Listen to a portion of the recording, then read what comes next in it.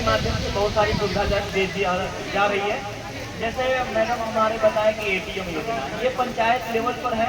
उसमें एक एटीएम लगेगा जिसमें से आप पैसा डालिएगा और आसानी से निकाल भी सकेगा।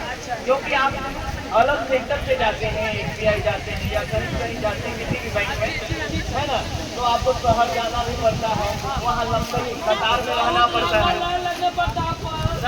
है ना। और जब आपका नंबर आता है तो लंबे हो जाता है ना, तो आपके पंचायत में ही सारा सुविधा मिलेगा। और सुनिए, जन औषधि केंद्र खोला जाएगा आपके पंचायत के टैक्स में, जिसमें क्या होगा कि आप अगर बीमार पड़ते हैं तो आपका जरूरत, सुनिए ना, जरूरत का जो दवा होगा वहाँ उचित दामों पर मिलेगी और बढ़िया तरीके का दवाई मिलेगा।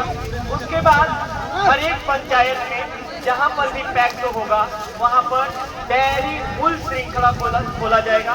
जैसे आपके पशुओं से जो दूध आती है उसको शहर में ले जाकर बेचते हैं, पैसा आज न कल मिलता है, लेकिन आपको अगर डेयरी फुल श्रृंखला खुल जाएगी उस समय आप जब दूध वहाँ पहुँचाइएगा प्रतिदिन आपको हिसाब भी हो जाएगा और दूर जाना नहीं पड़ेगा। समझे ना?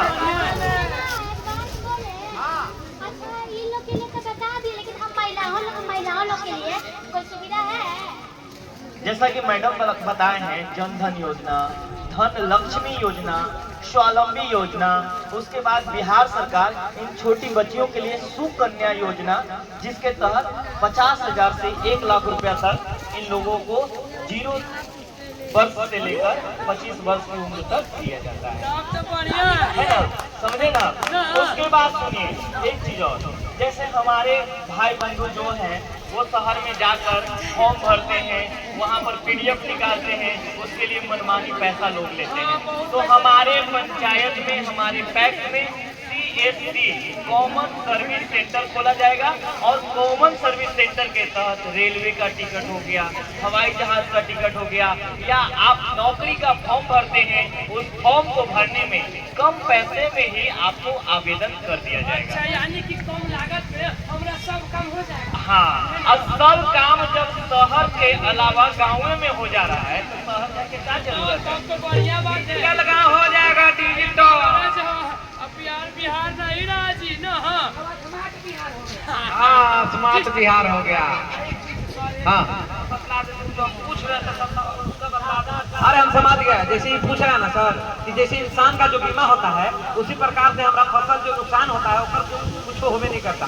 तो देखिए, जिस प्रकार से आपका जो बीमा होता है उसी प्रकार से आपका जो खेत में है ना फसल, मान लीजिए धान का फसल है, उसका भी बीमा होता है। जैसे कहने का मतलब है कि अगर आपका धान नहीं हुआ इस बार, या तो जल गया तो सूख गया या तो हो नहीं पाया उपज, अब जितना लागत लगा है ना आपका वो सरकार भरपाई करेगी। अच्छा, यानी कि अगर टेंशन नहीं लेने की जरूरत है। हाँ, भरपाई सरकार करती है। जैसे आकस्मिक बर्बाद हो, जैसे मान लीजिए कि पूरा ओला गिर गया, ओला में आपका खेत में जितना भी धान था, गेहूँ था, जो भी बर्बाद हो गया।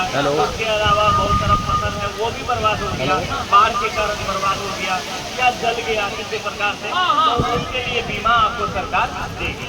जितना पैसा आप लगाए हैं उसका आधा पैसा सरकार को। धन्यवाद सर, आप बाहर जाना कैंसिल, आप भारी बना के